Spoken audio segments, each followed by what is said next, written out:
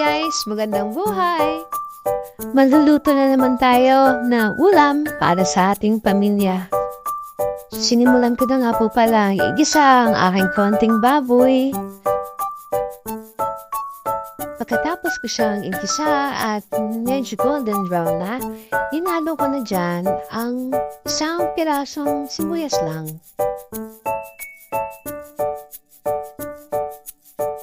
Pagkatapos, isinunod ko na rin ang paglagay ng bawang at saka ginisa ko siya ulit mamabuti hanggang sa medyo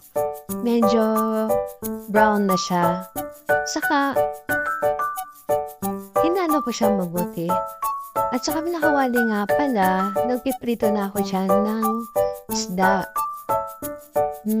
Ayaw kasi nila Prince at ni Daddy Edward na matinik na isda, kaya galunggong na rin ang aking piniprito.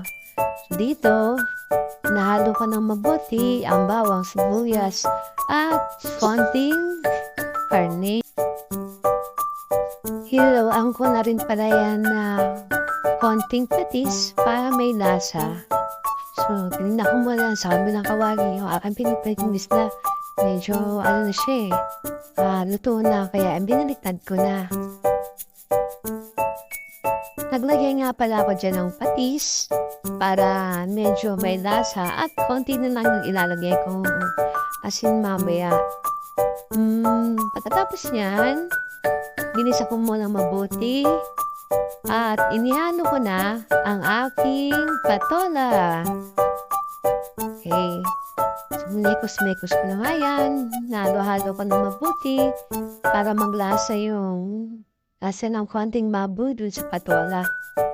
Yan, halo. Halo-halo lang mga insan.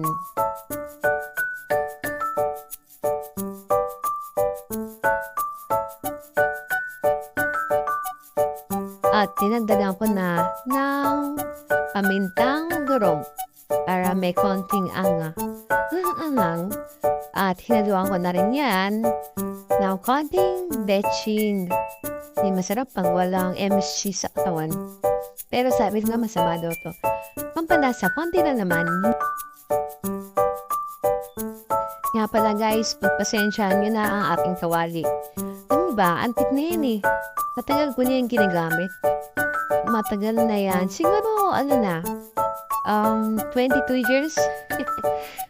Masyado nang maitim yung kawali. Kahit anong is-is ko dyan, yung binigay ko ng buong lakas ko. Ganun talaga ang kapit. Sobrang kapit na nung itim-itim. Parang jowa mo. Sobrang makakapit sa'yo. Ayaw nang bumitaw. Diba? Bumalik tayo. Papasensyahan nyo yan kasi yun lang meron akong kawali at saka isa, dalawa, mga luma na. Sahon sila papalitan pag meron na akong pambili. Pero kung meron na mabuting loob dyan, bumupos akong tatanggapin. Thank you in advance.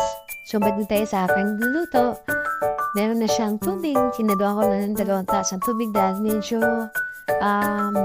kaunti yung tubig ko eh. Dinagdagan ko na rin ng pampalasa na asin. Hinalo ko ulit para maglasa naman siya. Nilagyan ko rin pala yan ng 4 cube. Kalahati lang. Tapos, sandali na lang at manunuto na yan. Tinakpan ko.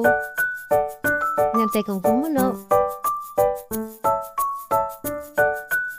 Kaya nayaan ko muna siyang kumulo muna. Dahil dun sa kabilang kawali, nagtatalsikan na. Hanggang tito. Ginagawa ko dyan, inaliktad ko muna ulit yung isda dahil maluluto na.